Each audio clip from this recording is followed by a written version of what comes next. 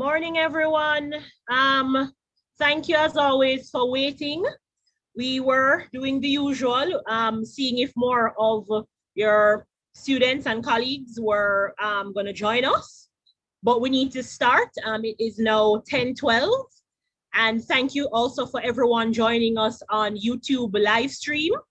And we're just going to jump right in. I would like to introduce all of you to Professor Varon Sachel, who will be doing the presentation today. So over to you, Prof.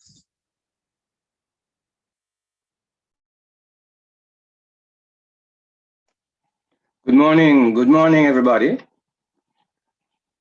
I hope all of you can hear me this morning. And I sincerely hope that we'll have a good voyage for the next hour and a half as we go through today's talk, today's lecture, as you say, on the economy of the Caribbean or the British Caribbean after emancipation. By way of introduction and a background, this for us to get an idea, and I know you know all of this already, but it might be of importance and might be a refresher for you. That when you talk about the Caribbean region, we are not just talking about the British Caribbean region. We are talking about the entire Caribbean. And the entire Caribbean was colonized by different nations. So we have the French, the English, the Dutch, the Danish, and the US. And so you have what we refer to as the French-speaking Caribbean, the English-speaking Caribbean today. You have the Spanish-speaking and the Dutch-speaking. So that gives you an idea of what we're talking about in terms of Caribbean region. And we need to recognize that all of us do not speak English. We have language differences. And I also need now to set a tone to show or to state that emancipation, freedom, did not come at the same time in all the Caribbean territories. It came at different times. And when we talk about freedom, we talk about, we tend to want to think about 1838 freedom in the British Caribbean. But freedom took a long time for all the regions in the Caribbean. It's almost 100 years it took, because it began in 1794 in Saint-Domingue, 1804 Haiti, in 1822 Santo Domingo, the Dominican Republic, 1838 the British Caribbean, in 1848 the French Caribbean, in 1866 the Dutch Caribbean, 1878 Puerto Rico, and 1886 Cuba. So you see, it was a long span of time for the Blacks to be freed. Now, the general economy of the societies then, during slavery, Black enslavement, and beyond, primarily agrarian. These territories in the Caribbean, during Black enslavement and beyond into freedom, were all agrarian societies. Their main aim and their main purpose was to provide or to produce tropical crops and goods for Europe. And so they developed primarily as plantation economies. And one of the major crops that they produced was sugarcane for the purpose of producing sugar for Europe. So then, with that background, and all these plantations were worked, as you all know, by persons imported from Africa, coerced, taken by force from Africa to the Caribbean to be enslaved, to work as enslaved labor on these estates. Of course, you had creolization, and you had enslaved persons being born in the Caribbean over time. Okay, so what we're looking on today, and I'm gonna ask Ms. McDavid to let us look on the plan of action for today. Some basic questions that we'd like to ask. So we look to the PowerPoint. And so we're looking on British Caribbean Adjustment to Freedom, 1838 to 1900. And we want to ask a few questions. Okay, so we move on. And the questions that I want you to consider are, at emancipation, what do you think?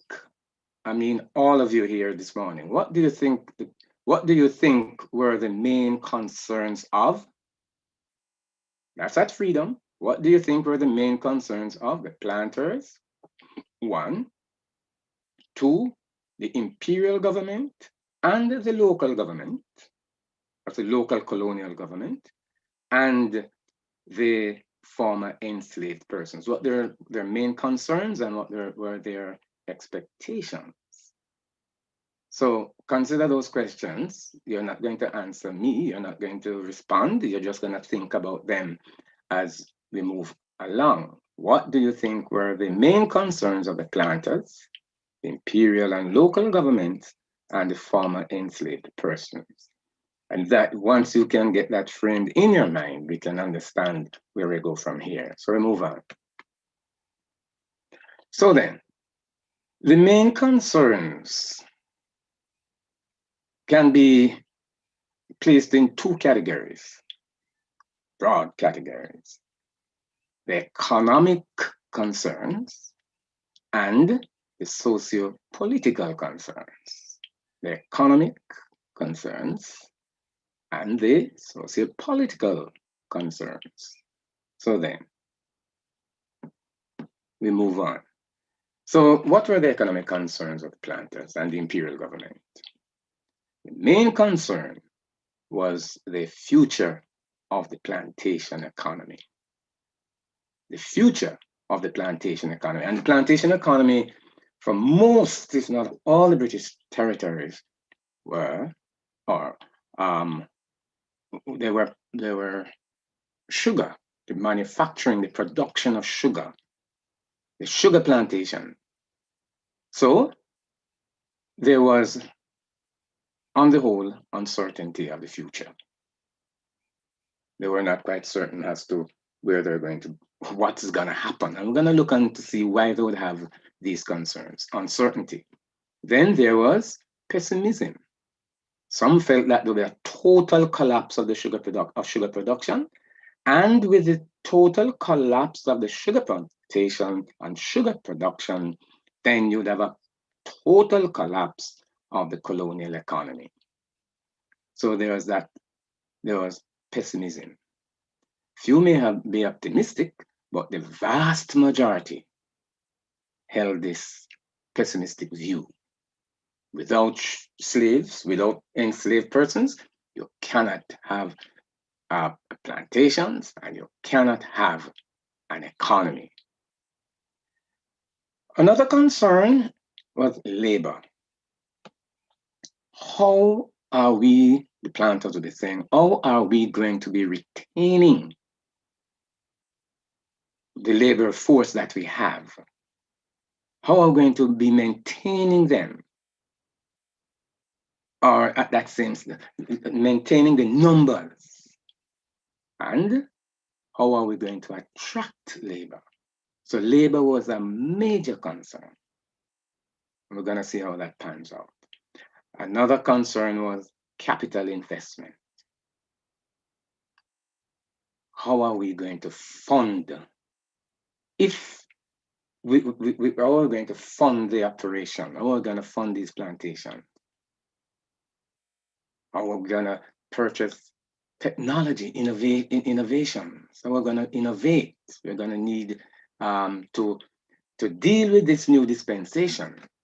We definitely will have to innovate. And that means technological improvement. Technological improvement meant capital. You have to have capital to purchase it, or them. So those were some of the major economic concerns. there was uncertainty, pessimism, how to retain labor, how to attract labor, capital, how we're going to attract capital investment. So then we move on. And we move to the next slide.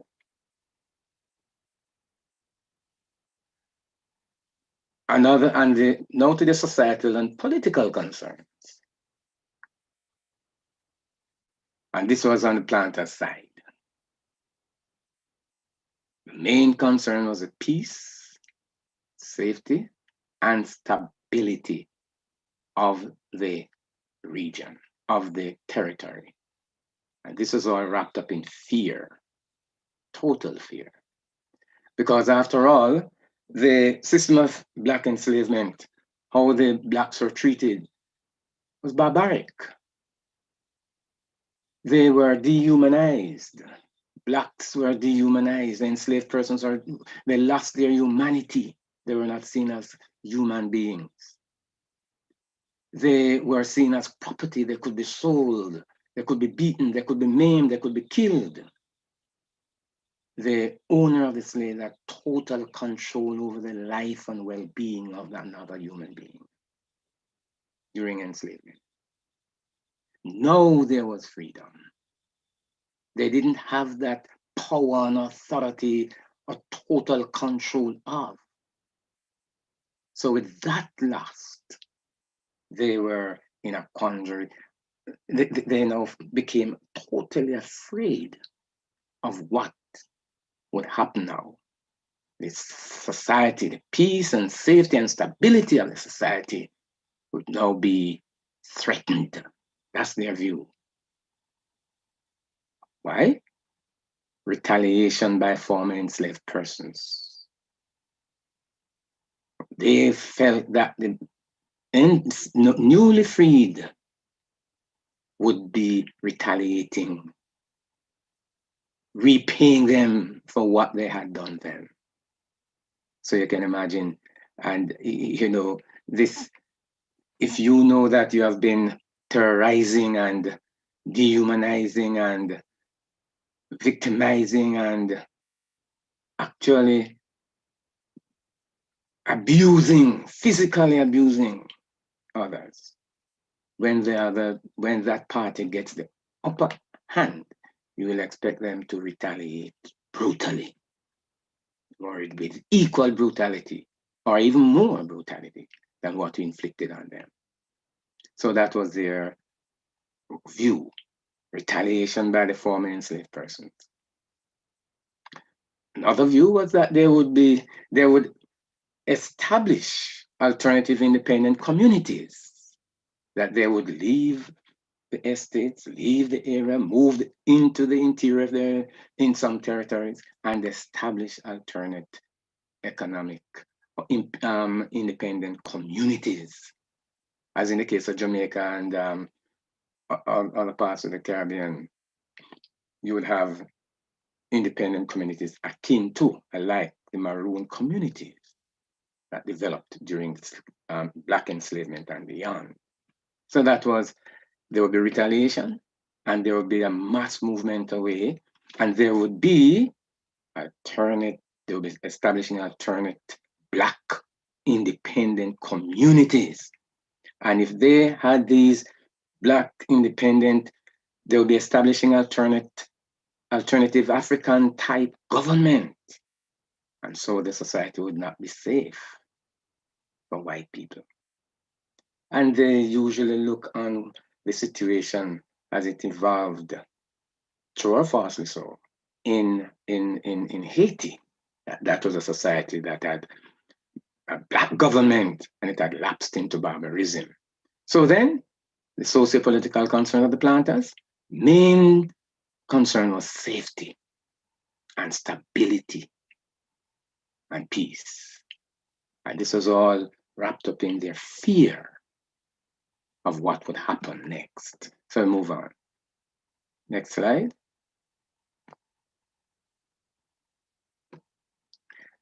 Now, so that we have looked on the planter side. Now, what was were the responses of the former enslaved persons to emancipation?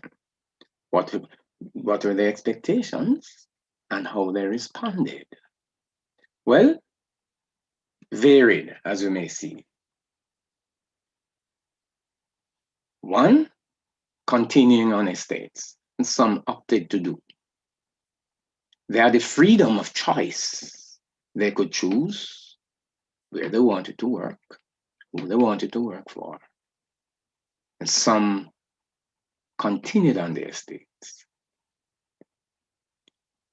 They continued on the estates working. Many of them continued to live on the estates, but it was not free living as during the period of enslavement. They were now working for wages, and they had to be paid wages.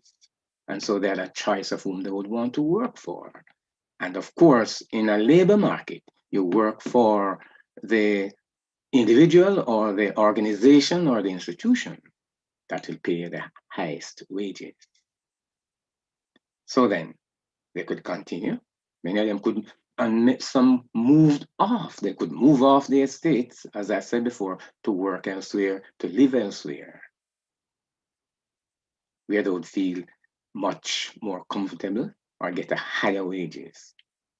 And some of them moving off the estates had what developing internal migration, persons moving from one area to the next. Of course, in the search of better economic and social situations. So internal migration, moving from one place to the other, from the estates to the interior, or some move from the rural areas to the urban areas in search of employment and in search of better living conditions and social conditions. And then you had immigration. So you had internal migration, people moving within from one area to the other, and then you had immigration. Blacks, persons now being free to move, started to move away from one territory to the other, again in search of better conditions, better economic conditions, better social conditions, better labor relations. And we'll see how that worked out. You will recognize that some move from, and I'll deal with that a little later on, from Barbados, which was smaller, compact, overpopulated, you could say in quotes. And persons would want to move away from there to areas, say Guyana, British Guyana then, and Trinidad. So we'll talk about that. And some also found alternate means of employment away from agriculture. Or let me be very careful about it. Let me restate that. Move away from agricultural employment on the estates. Many went into peasant farming, but here we recognize that many of them mixed their small farming with working for wages on the plantation. So we see that that's diversion there. So some went into peasant farming, and we'll see what are the characteristics, what are the criteria for them to go into peasant farming. Some became artists, or, during the period of enslavement, many of the former enslaved persons were artisans. That is, they were coopers, plumbers, masons, carpenters, wheelwrights, and all of that. So the estates needed those.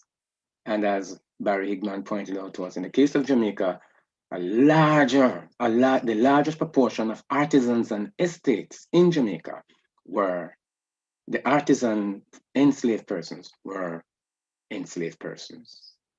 Those who went into trade, internal trading, that is, buying and selling, hawkers and peddling, huckstering, and many persons who held enslaved persons would buy goods, clothing, whatever, and their enslaved would go out and trade, sell, and bring back the returns to their owners. Now, many of them continued as independent artisans and independent traders after emancipation, or after they were freed, they continued that. And of course, many were domestics during enslavement, and so they continued working as domestic helpers, because they are now what we refer to as household helpers. Now, many of them would go into the urban, many domestics would go into the urban areas where they would be able to get employment. So then, we look on, that's how the enslaved reacted. Some moved off their estates. And so now, how did the planters react to the concerns to the enslaved?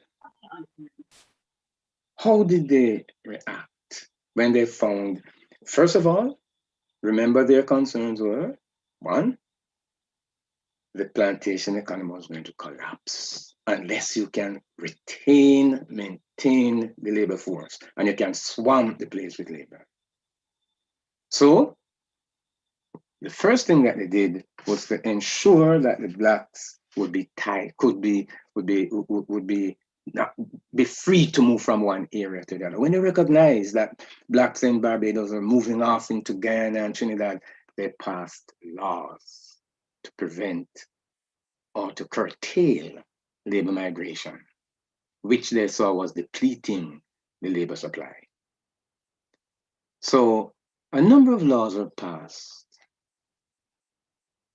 to tie individuals to the colony, or the territory of quote unquote origin, because they didn't want a depletion of their labor supply. They also passed laws, so that's the legislative laws, to ensure social and political control and stability. They passed a number of laws that would force persons into conform to some sort of a, well, you could say, you would not be able to freely express self, and there will be political control, and to ensure stability. And there's also the anti-vagrancy law, or just put it simply, the vagrancy law. Now, vagrancy is defined as one who has the ability to work, but is not working or refuses to work. So and that law was carved and developed strictly for the conditions in the British Caribbean region. So then, a police officer, for example, seeing someone during the daytime not working, could easily pick up that person and charge him for vagrancy. Because under the law, vagrant for work meant that you're working steadily for wages. So if you look at it then, a peasant moving from his home to his peasant farm some miles away. You know, in Jamaica, for example, you have people who are there who live in one place, and they have they call them ground, way in the interior. Sometimes they have to walk 1/2 a mile, 2 miles to get there. So if on their way with their machete in their hand, going to the field, they could be picked up and they could be placed before the law.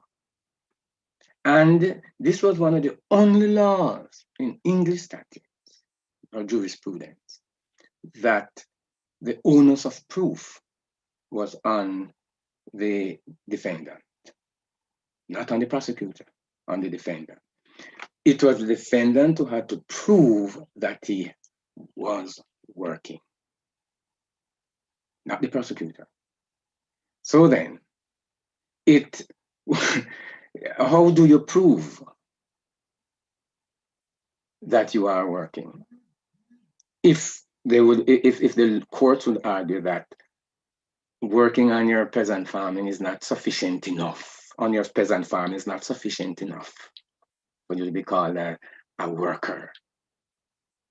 So by this vagrancy law, you had when they were taken before the court, the penalty would be to be placed on an estate to work. So you can imagine what would happen to that peasant farmer's farm if he was a peasant farmer. And there's also the anti-squatting. You know, this is a vexed question in terms of who is a squatter and the whole question of land distribution throughout the Caribbean. And we can look on Jamaica, for example. A problem here that after emancipation, many estates were coming to that, but to saw how many many estates were thrown up, and so land was available. The land was accessible, but not necessarily available and accessible. But getting a title and to subdivide them was not in the mix. Those who held land, the government and large plantation owners, were not willing to subdivide land and to sell to facilitate peasant farming or small settlers. That was not on their books. They could, you see, they weren't encouraging small farmers at all or peasant farming at all. All they wanted was that the plantation economy, the sugar economy must continue to dominate. And so then, they passed laws to prevent persons from going acquiring land through what they refer to as squatting. And you know what happened? And I'm speaking specifically for Jamaica now, that individuals who held land, and I'm talking about persons who we want, not necessarily the owners, but overseers and attorneys of large properties. After emancipation, seeing that the plantations were now going in decline, which we're going to talk about, began to sell former enslaved persons small portions, but they had no right to sell them. And all they would give those who came to buy, and there were a lot of persons who willingly bought, and they would give them a receipt. And the former enslaved persons, blacks, would feel that the land is theirs. Only to find out that when they passed this anti-squatting law, that without a title, they had no lien. They couldn't prove ownership. So they were being pushed off the land. So the government never did anything to save those persons who invested heavily in the land, but to throw them off. So you had that anti-squatting law. Then you had taxation laws, high taxation, that bore heavily on the poor blacks. They taxed almost everything that blacks, that the former enslaved persons consumed. So it was a situation which you had to pay your taxes with cash. And so you had to work for wages. And you had to work for wages on the plantations. So that by virtue of high taxation, you had to seek work. And the only place to work was on the plantations. Now, some gave incentives. For hard work, they would give an extra bonus. Or sometimes they would give them to rent free cottages. And so you could stay on the estates, you can live freely, and a little piece of land that they could plant their own provisions. So that's an incentive. You had incentives for them to remain on the plantation or to work on the plantation. Next slide.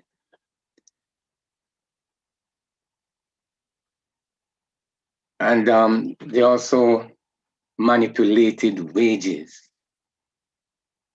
So, and this was a vexed question, vexed issue. How do you calculate a day's pay?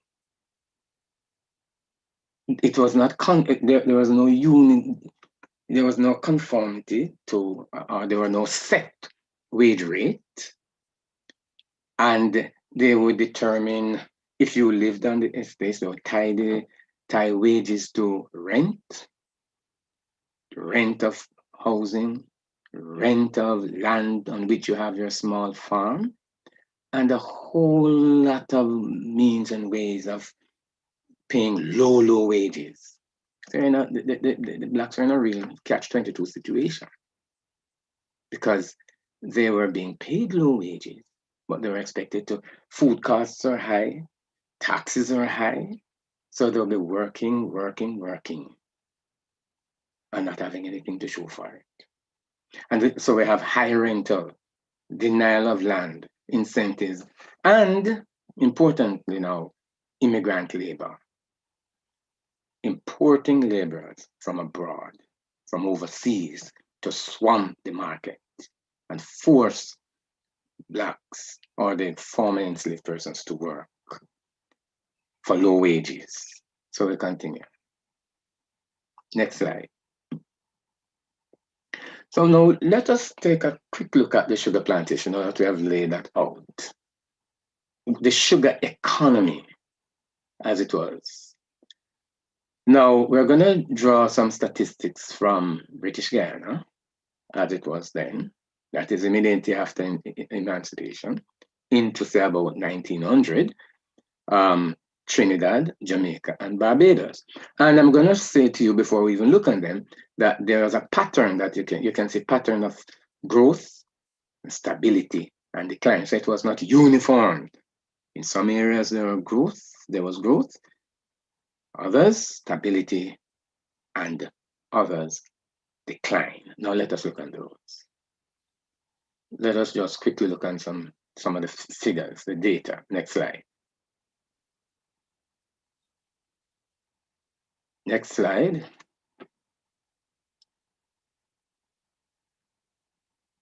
Next slide.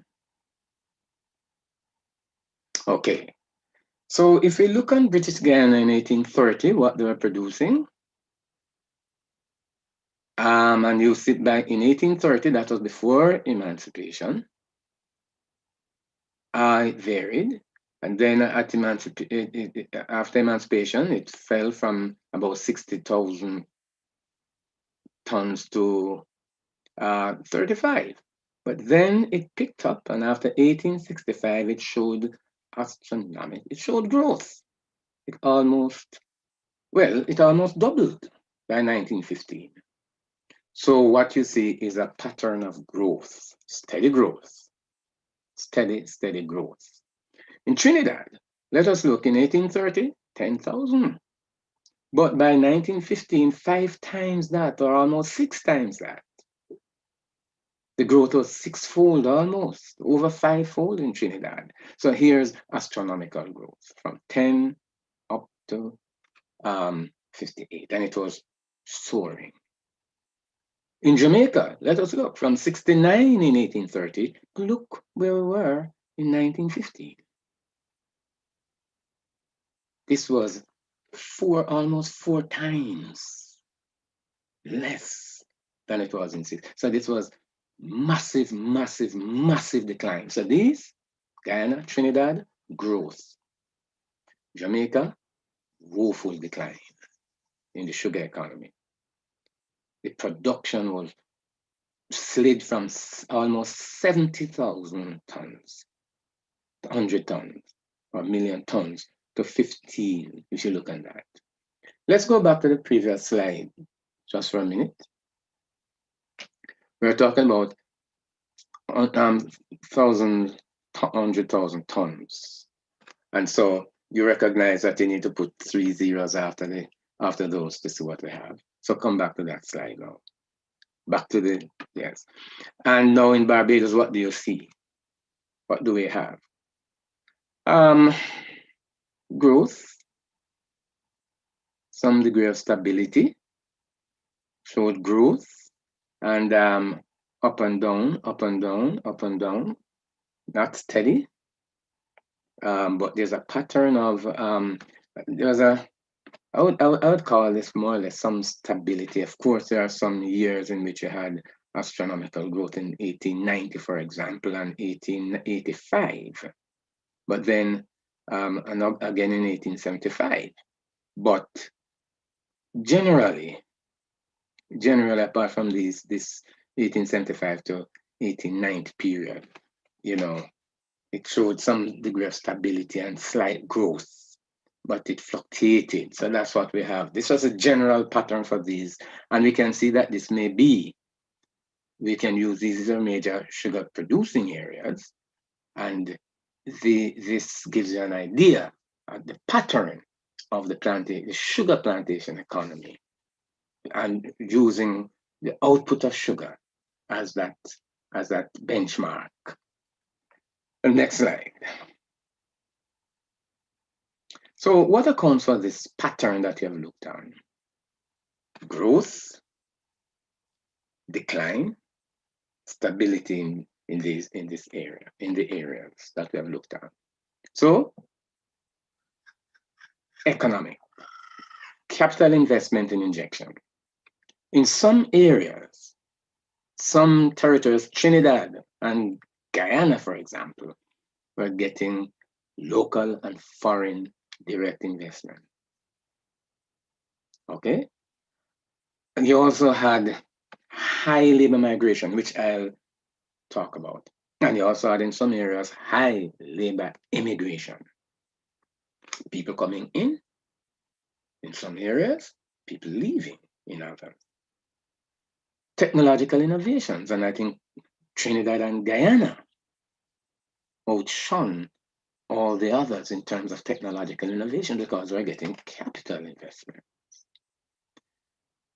And this affected everybody. These two affected everybody. The world sugar market conditions and competition from other cane sugar and beet sugar area. Sugar prices were not stable at all. Sugar prices declined drastically over the period. So the market was, you had a number of players now in the field. India, Mauritius, Java, all over, coming into sugarcane. And Cuba, Cuba is a Caribbean territory, but a Spanish speaking. But in terms of the British Caribbean, you're getting serious competition from Cuba, which had now become a major sugar producer.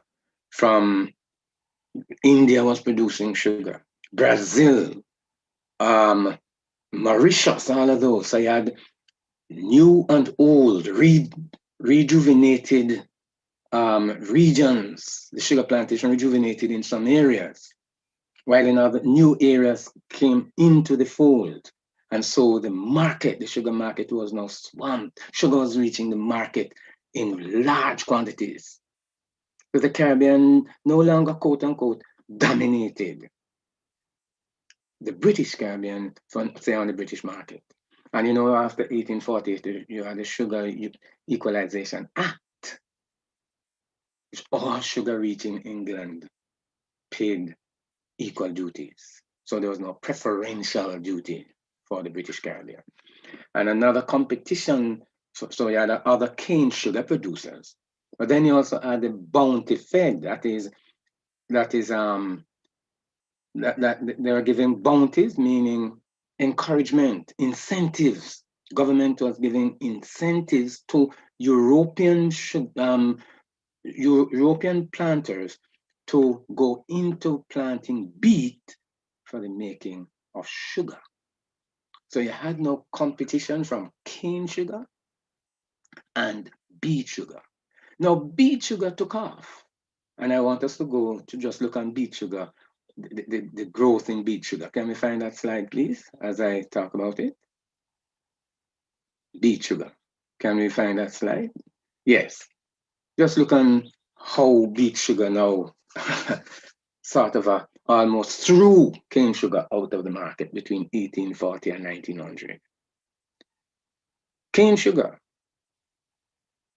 if you look at the figure, over 1,000,000 tons of cane sugar reached the world market.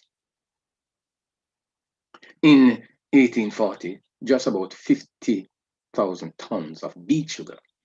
So beet sugar controlled just about 4.4% of the market, while cane sugar supplied 95.6% of the sugar used or reaching the world sugar market. And you can see the growth. Look at the steady growth of beet sugar from 4 to 14 to 20 to 34. By 1890, beet sugar was at 63%. And by 1900, 67.7. Cane sugar had slid to 32.3%. So, and if you look on the total, whereas in 1840, cane sugar supplied, you had 1,000,000 tons of cane sugar on the market. In 1900, it rose, yes, to 2.8, almost 3 million tons. So it grew because they had other competitors in the market. But beet sugar, European-fed beet sugar, grew from 50,000 tons to almost 6 million tons of sugar. Triple, almost, well, over 2 times the amount of cane sugar. And it accounted for 67.7%. Poor cane sugar fell, but after 1914, it slid to 49, and cane sugar came back started to grow again. So let's go back. Let's go down a bit. The next slide. No, go back. Go back. So it was in 1902 that he had this Brussels Convention, when the cane sugar producers and the beet sugar producers met in Brussels to discuss the detrimental effect that beet sugar was having on cane sugar. It was not equal competition at all, because one was being given preferential treatment. Beet sugar, the farmers were being paid to produce beet. So it was an equal competition. So they met, they discussed, and in 1902, there was a Brussels Convention, which took the bounty of beet sugar. And so then you found now equal competition, or something looking like equal competition. And you had cane sugar rising again. Something else, new crops began in some areas to supersede sugar. And let us look at some of those new crops, because with sugar having that problem from beet sugar. And for example, in Jamaica, where sugar was no longer profitable, planters sought new ways of new agrarian activities, more profitable activities. And let us go to the other slide, the other one. Yes, new plantation crops. So what were some of those new plantation crops? Bananas. Jamaica became a premier banana production or producing area after the 1880s up to 1930s. And let me just say that banana was predominantly a peasant crop, because the peasants who planted it, and the first banana trader were the small peasant farmers in northeastern Jamaica, that is Portland, St. Mary, St. Thomas. By that time, sugar plantations had migrated to the west and central areas: Hanover, St. James, Trelawney, Westmoreland, Clarendon, St. Catherine. And you also had fruits, and this was widespread in the Caribbean region. meaning fruits such as citrus and others. You had coconuts, and Jamaica was one of Jamaica, all the Caribbean region, prime coconut plantations developed. Pineapples, cocoa or chocolate, Trinidad. Rice, Trinidad and Guyana, but mainly Guyana. And you had the chiclet, the sap from, this was in the chiclet tree in Belize, in which they got the sap to make chewing gum. And you had logwood for the purpose of making dye, and this primarily was in Belize. Mining in Guyana, oil in Trinidad. So these are not crops though, so I just placed these here, but many of the plants, these are new activities, other activities. So we do not list these as crops because they were not, but these are just placed here as speculation and other areas, mining and drilling and all of that. That was another aspect. So these are crops and these are other activities that took place. Next slide. And so we talk about the bananas and fruit industry. And here we just say entrepreneurs began purchasing or leasing former sugar estates. And by so doing, they transformed those sugar estates into banana as well as citrus, coconut, pineapples, plantations. And banana soon became the principal exports from Jamaica, the Windward Islands, and the trading partners also changed. Whereas most of our goods were going to England, we find now much of our goods were going to the United States as well as to Canada. So you had that shift in the destination of Caribbean products. Destination, United States of America, from to Canada, and to the United Kingdom, England. Next slide. And let us look at some labor movements, immigration and immigration. Immigration meaning people coming into the Caribbean region. So Africans came in, right? That was about 34,000.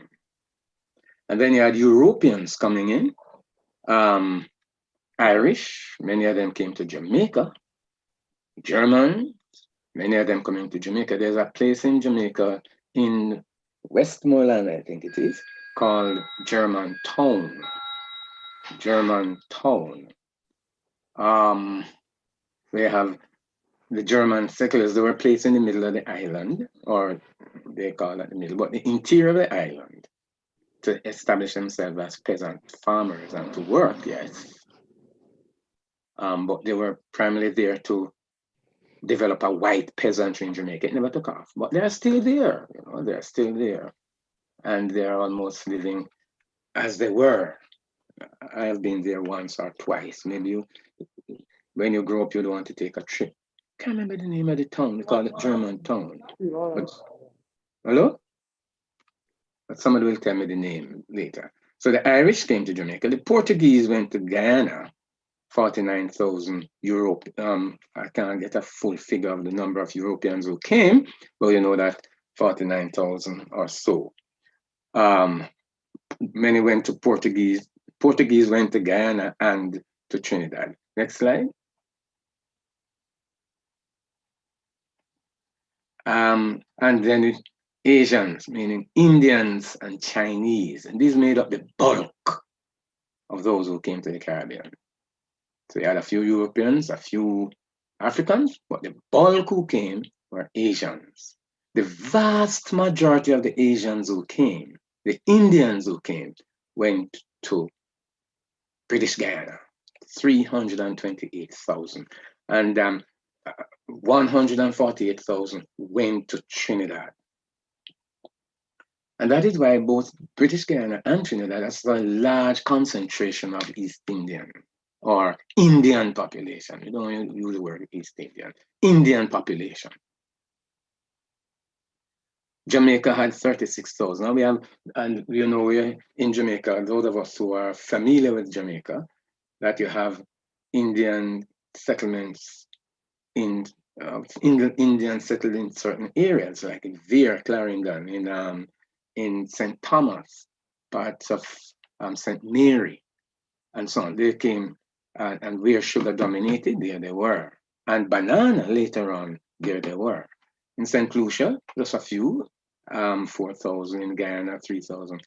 And incidentally, we'll recognize that Barbados doesn't make the list at all.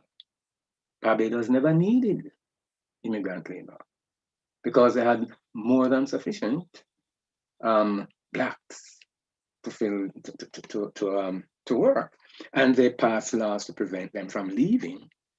They were tied, so therefore they didn't really need. And after all, Barbados never had much land for blacks to flee to the interior to establish present independent holdings. And you had a few going into Suriname, Guadeloupe, and Martinique. Next slide. And also some Javanese. Next slide. And so you have some Chinese coming in. Again, Guyana and Trinidad took the most that came to the British Caribbean. Jamaica took 2,000. I'm not quite certain of that, if that number is correct, but it says 2,000 Chinese. And for comparisons on the Chinese, Cuba took 200,000 Chinese and Suriname, 3,000. So the vast majority of Chinese who came into the Caribbean region during the 1800s went into Cuba. Next slide. And then let us look at immigrants now. No, immigrants, yes. Inter-Caribbean labor migration, persons leaving from one territory to another. And the main destinations that Caribbean people left to, that the Black people left for, this was inter-Caribbean labor migration. Then they went to Haiti initially, to Cuba, to Santo Domingo. And then outside of the region, you went into, this section of Central and South America as the Caribbean coast of Panama, Costa Rica, and Colombia. These are where they were going. You recognize that they were not heading up north to Canada, to the United States, or to England, but they were going near, they were just venturing near home. So next slide. Later on, you'd find many going off to Colombia and to Colon and so on. Now, let us look on another aspect of the economy that grew, when it showed growth was stifled, to reach a point of saturation and was stifled somewhat. Still resilient and very tenacious, but developing under serious constraints, and that's the peasantry, a Black peasantry formed by former enslaved persons and developing today, primarily Blacks. And when I say Blacks, it also includes, I want to also include the Indians. So peasantry was ubiquitous throughout, meaning that it was widespread throughout the Caribbean, or it is widespread throughout the Caribbean region. When it's British, Dutch, French, Spanish, in all of those, Euro, Afro, and Asian peasants. You have white peasants, especially in Cuba, the Spanish-speaking territories, Afro and Asian in the French, Dutch, and Brit English-speaking areas. Now, how do we define a Caribbean peasant? Can we get that definition? Next slide. And this is my definition. A Caribbean peasantry can be defined as the rural population, small-scale producers, whose main occupation is to cultivate the soil on their own account, and who may or may not seek occasional wage labor. The vast majority produced a surplus for sale in the marketplace. Because, in the Caribbean, And I can speak again for Jamaica. It had a large and thriving internal marketing system during enslavement, and it continues even up to today. That the peasants, those who acquire a small piece of land, put it under intense agriculture, planting the foodstuff that we need: yam, banana, cocoa, sweet potatoes, plantains, all of the stuff that we so love in the Caribbean. They intensely plant those. The proceeds of that come to them. It's theirs. They're not working for anybody. To supplement their labor, their work, they may seek employment, occasional wage labor on public works or on the plantations or elsewhere. And we also make the point that the vast majority of produce, they produce not subsistence. Many of them were not subsistence farmers. They produced a surplus for sale in the marketplace. And we can tell you that we have so many markets in Jamaica today as a result of this strong internal marketing system developed by the former enslaved people and continued by the peasants afterwards. Now, many of the Caribbean territories, the British Caribbean territories, became self-sufficient in food supply, or you want to call it food security. With the exception, say, maybe of Barbados, as I said before, because all the land was already taken up with sugar and other crops, and there was not much for peasant farming. So they had a strong dependence on imports.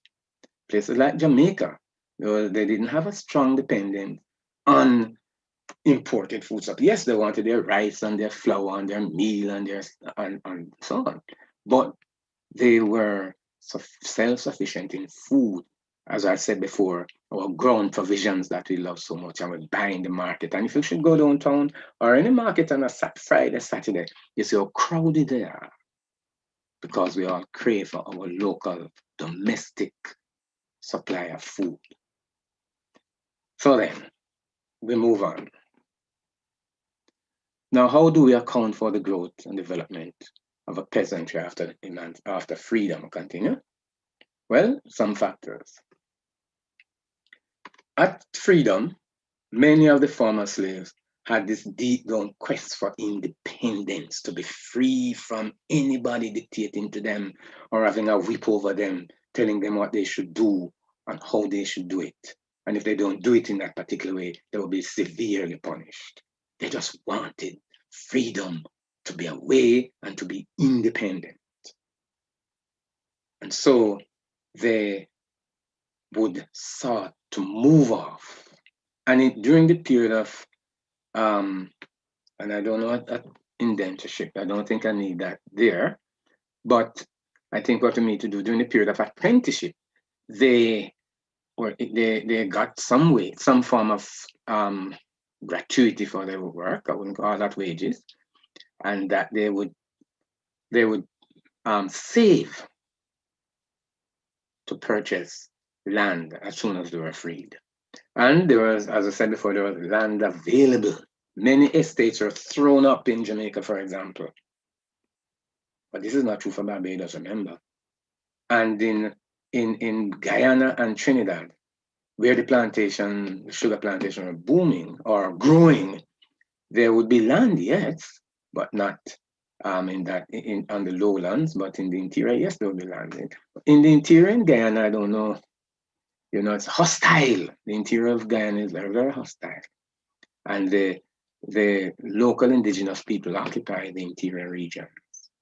So they would be, having their small farming activities. You had land in some areas, and again, look on Jamaica, where plantations were being thrown up because they were not being profitable. So many estates were abandoned. And it was later in, say, 1890s, going into the 20th century, that large entrepreneurs began buying up the land. So you had available land. And they were accessible because many of them were unattended. Nobody owned them. So some people assumed ownership and started selling off, as I said before. Others just went and settled. So land is indeed a very important factor in terms of the development of a peasantry. Either it's there or it's not. Whether it's available or it's not. Whether it's accessible or not. And then government assistance. In some areas, government assisted. In Trinidad, there was a scheme. The government assisted some small settlers to settle the land. In Jamaica, there was no such scheme until in the 1890s, thereabout,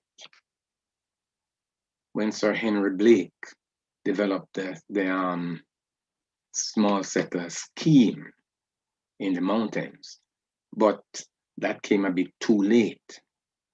And the places that the government were offering for sale were not attractive to peasant farming at all, or to the peasant farmers. They were way up in the hills. Many people weren't interested in that land, so that failed. But nonetheless, some people got land and placed it under production. But in general, that was a failed effort. In some areas, for example, say an area where government distribution of land worked well is in Haiti, where there was a total subdivision of the land and the former enslaved persons gained access. And so Haiti became the epitome of a peasant society in the Caribbean. And there was the assistance of plantation managers who are said gave land as incentive to individuals to get them to work on the estate. Another factor that we have to look in is the costs and price of land. In some areas, when sugar cultivation been in decline and land was plentiful, the costs would be low. But when land became high priced, when the prices start to escalate or appreciate, the price of land, as a result of an active land market, especially for large acreages, the price of land will go up. And it will be out of reach for many of the small settlers. And they would make it in such a way that, yes, it will be out of reach for the small settlers. And in some areas, there are the cooperative schemes, several persons joining together to acquire land. And, in the very, very early stage, you had some, what you refer to as religious free villages. But those were really house pots rather than peasant farms. Next slide. Now let us look at some of the obstacles to peasant expansion and growth of peasantry. As I said before, just a recap, increase in land prices and land available, and decrease in the availability and accessibility of land. Refusal to subdivide and sell land, either by the large planters or the large landholders or the government, plant refusal. High taxation, eviction from land, I refer to the anti-squatting law and others, persons who owned land were evicted from their home farm. Government land policy, a policy developed specifically to keep blacks off the land. And white immigration, bringing in white like the Germans to place them in the interior to compete with blacks for land. And the missionary established free villages. Those were really house pots rather than. And those free villages were really to supply labor to the estates rather than to develop a free, independent peasant farm. And so we come to the next slide. Your discussion and your questions. Thank you very much for listening to me. And I'll now take your questions. Alexis?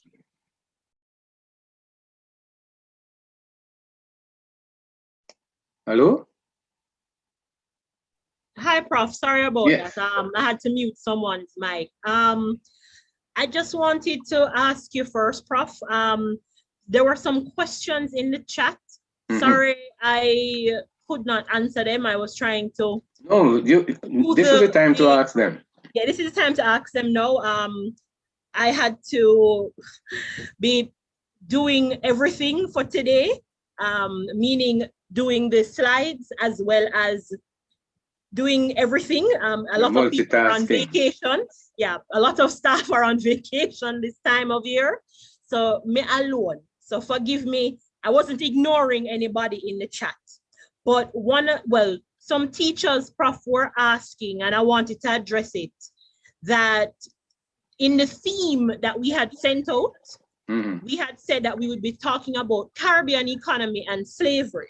And slavery, I thought it was freedom. Well, so some of the two teachers, I believe, were saying that this presentation was not Caribbean economy and slavery. Okay, that's true. Right, you are focusing on Caribbean economy and a little bit of adjustments to emancipation. Yeah, that's emancipation.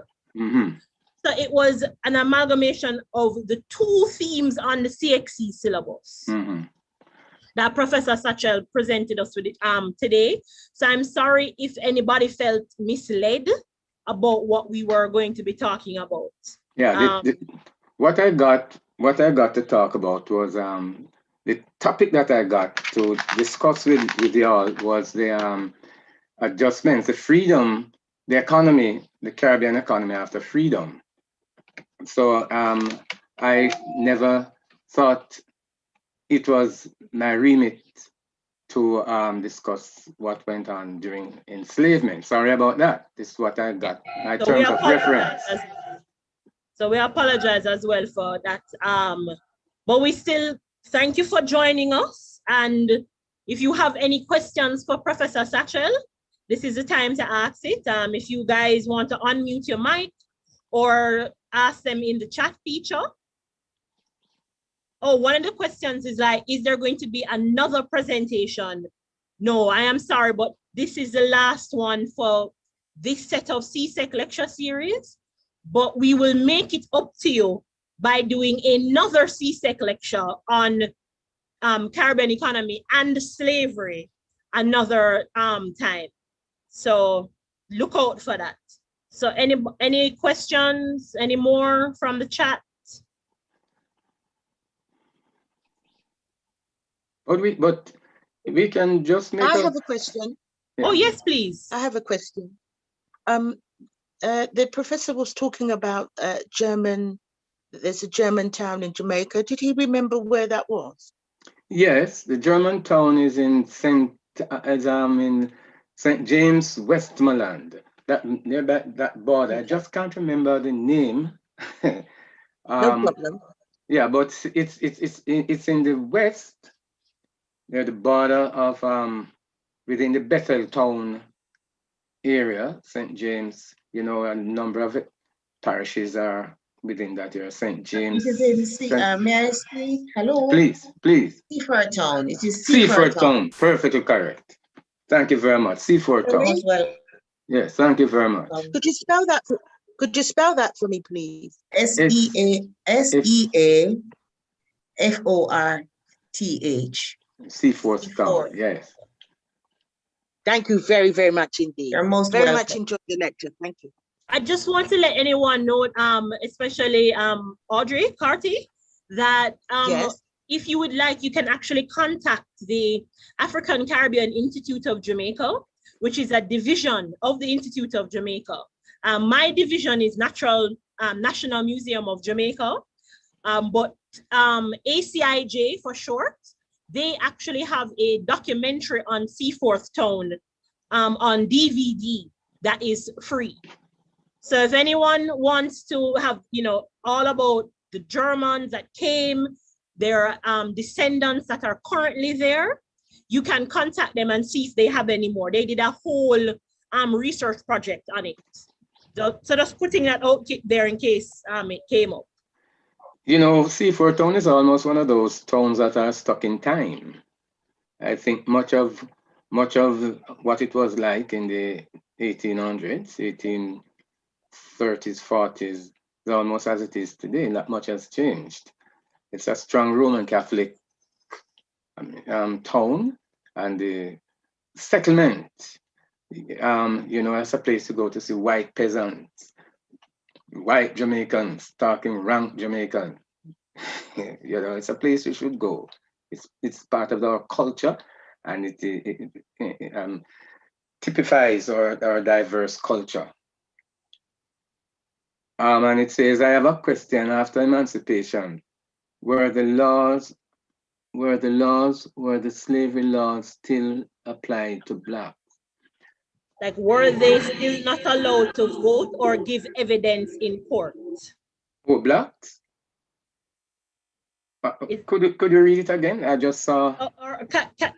Kaisa, you can unmute your mic and ask the question to Prof. Satchel.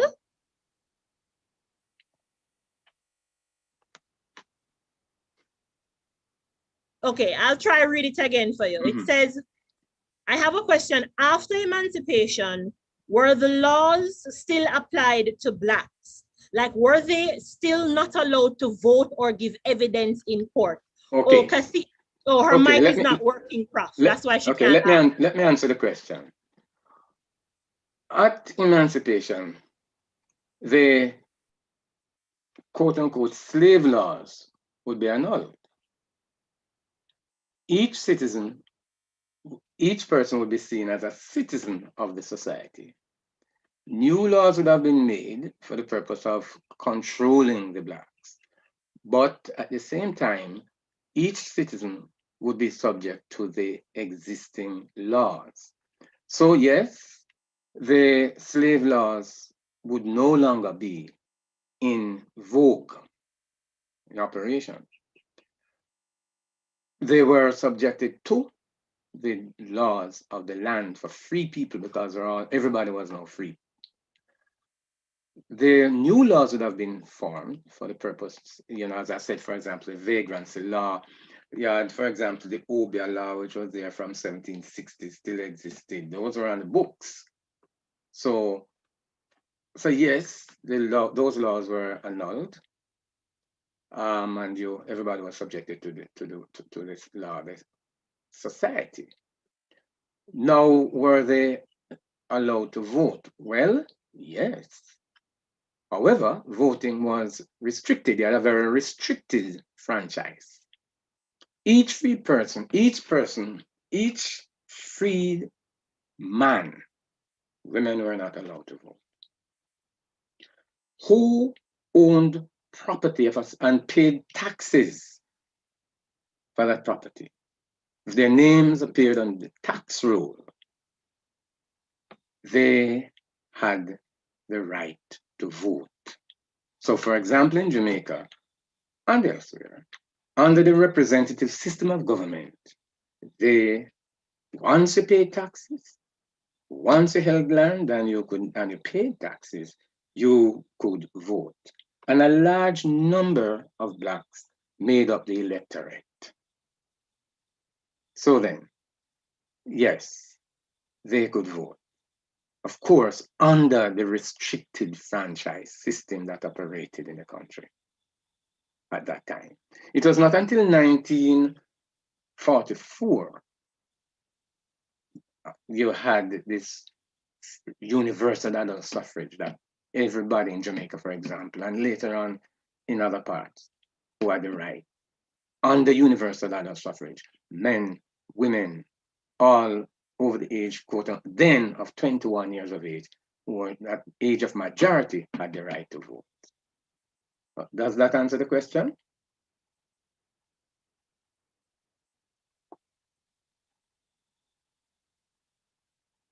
Hello? I was seeing if the student responded. She said, yes, sir, thank you. Okay, so any other questions for Prof. Satchel? And another part of the question, could they give evidence in court? Well, yes. because the law, they were no free people. They could give evidence. Of course, whether the evidence was taken as credible or not, that's another thing. That's another thing. But much of the constraints still existed, but yes. Anything else? Anybody want to ask Prof. Satchel? Come on, guys. This is a great opportunity to ask Professor Satchel what you need to ask Professor Satchel, who is a very busy professor. And we are very grateful that he took out the time to come and talk to our students today. So any questions you need to ask him, please do so now, whether in the chat or unmute your mic.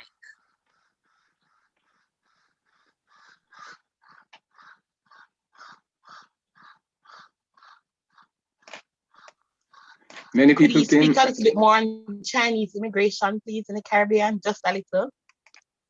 Okay.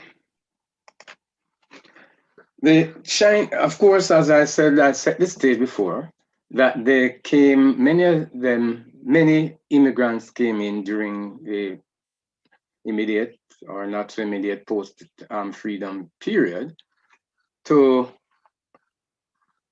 the purpose of supplying labor on plantations. The Chinese were supplying, the Chinese, a large number of Chinese went to the United States of America to work on the railroad.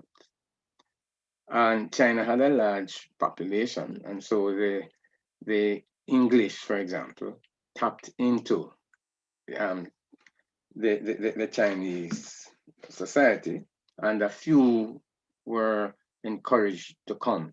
Now, I am not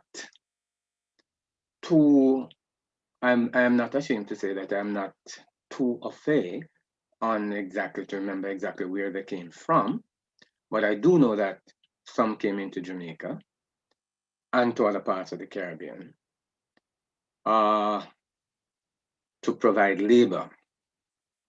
But of course, when they came, this hard work on estate was not for them.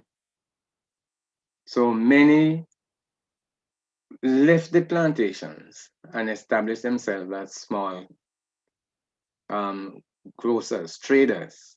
So they opened shop, which were really in demand in the Caribbean. And so they became shopkeepers. And that's why I have so many, in the early days, so many Chinese shopkeepers.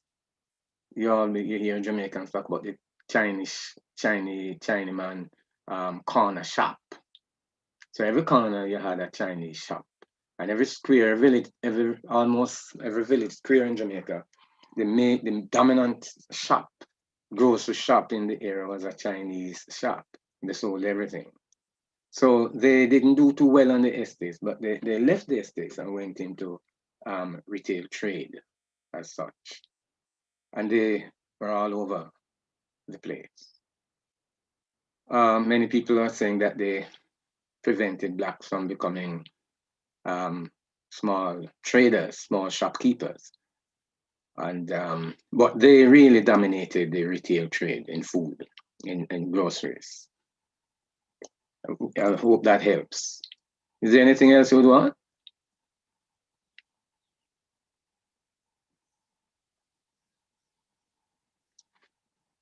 Everybody is muted. Yeah, okay. All right. I just making sure you guys are checking the chat feature. Okay, it doesn't seem anyone has anything else. I just want to say thanks, Miss Hamilton. Miss Hamilton made a comment saying that on the syllabus, Caribbean economy was from 1875 to 1985. So Professor Satchel was on point. I think what the issue was is the slavery in the field. So again, we apologize if we had misled anybody, and we will try to make it up to you guys later on in the year. So please follow us on social media, on Instagram or Facebook, and we will definitely be putting out our events notifications on social media. So, well, if that's it for Professor Satchel, thanks everyone. Thanks, Prof, as always, for taking out the time out of your busy schedule. And all right, let's, I guess, go to lunch. Thank you. No, it's 11:30 now. 11:30? Yes. Brunch, Prof. We can go to brunch. Will do. And all right, everyone. Thank you. Thank you very much for listening to me, and I sincerely hope I was of some help. Sorry for not, my TOR, my terms of reference, I did as best as I could, and I sincerely wish and hope and pray for you all the best in your examination. And I know you'll all do well. So all the blessings, all the best. Oh, someone asking about our social media. Our social media handles are just National Museum Jamaica. That's it. So just, you can look out for that. And if you guys have any questions for us, your teachers have my email, all my contact details. So yeah, so just look out for us on social media. Okay, guys? Bye, everyone. Thank you, guys. Bye-bye. Thank you, teachers, for joining us. I see you, Miss Walsh. Thank you. Thank you. Thank you. All right, guys. Bye. Thank you, guys.